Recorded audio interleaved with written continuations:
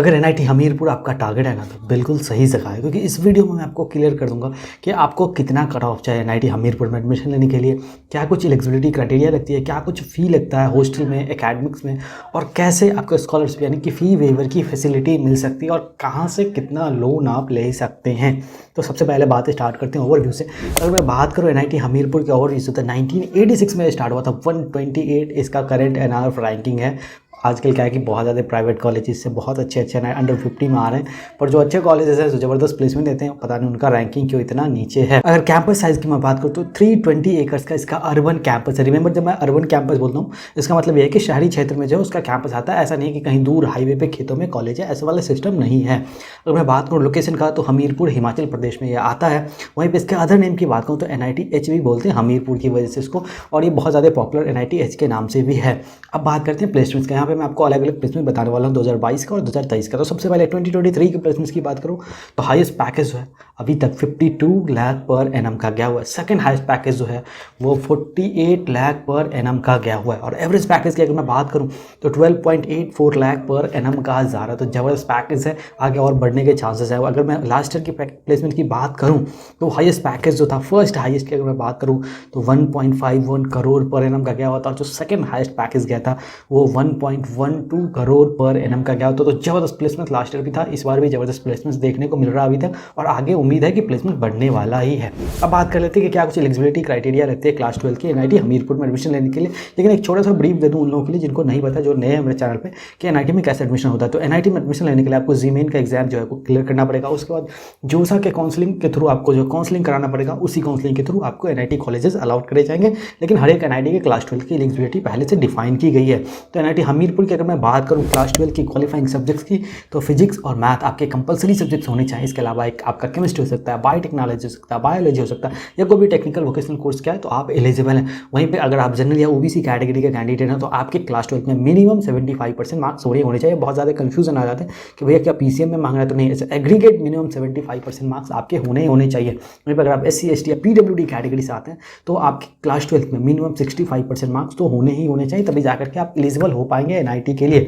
और एक और बात कि आपने जिस भी बोर्ड से क्लास 12 का एग्जाम दिया, अगर आप उस बोर्ड के टॉप 20 परसेंटाइल स्टूडेंट्स में आ जाते हैं ना, तो फिर ये नहीं देखा जाएगा कि आपने कितना परसेंट मार्क्स जो है सिक्योर करा अपने क्लास 12 में, स्टिल आप एलिजिबल माने जाएंगे। अब बात कर लेते हैं कि क्या कुछ जो अलग अलग ब्रांच में, अलग अलग कैटेगरी में, होम स्टेट और जो है अदर स्टेट में कट ऑफ जा रहा है एनआईटी हमीरपुर में। तो यहाँ पे मैं आपको जोशा राउंड का जो 6 है उसकी कट ऑफ बताने वाला हूँ। तो अगर इससे ज़्यादा रैंक आपका है तो टारगेट दूसरे एनआईटीज़ को करो, क्योंकि यहाँ पे फिर आपका जो एक चांस चला जाएगा। तो सबसे पहले सबसे पॉपुलर एनआईटी से स्टार्ट करते हैं, यानी कि कंप्यूटर साइंस एंड एप्लीकेशन से स्टार्ट करते हैं। तो अगर मैं यहाँ पे होम स्टेट जनरल कैटेगरी की मैं बात करूँ मेल में, तो क्लोजिंग रैंक है ये सारे मैं आपको बता रहा हूँ, तो 23,091 रैंक तक जा रहा हूँ। अदर स्टेट के लिए 10,404 रैंक तक जा रहा है। वहीं पे फीमेल की बात करूँ तो होम स्टेट में 40,216 रैंक तक कट ऑफ जा रहा है, और अदर स्टेट के लिए जो 18,915 रैंक तक कट ऑफ जा रहा है।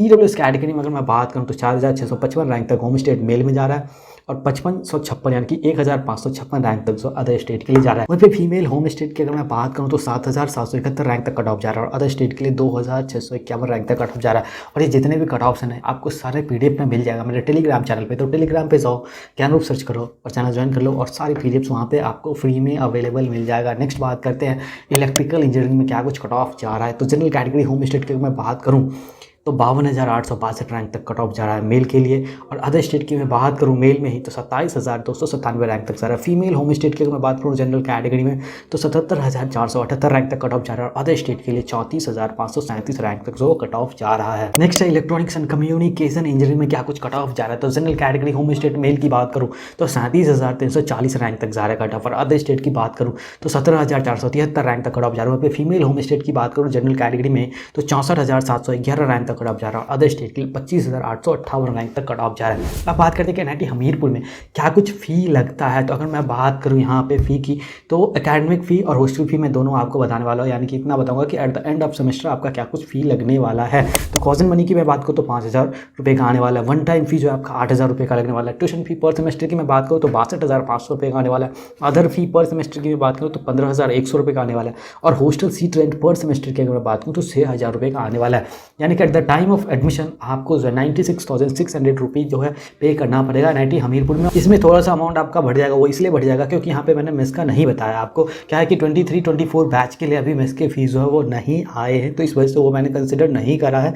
तो थोड़ा सा आपका बढ़ जाएगा, तकरीबन 15,000-17,000 के आसपास तक का बढ़ जाएगा।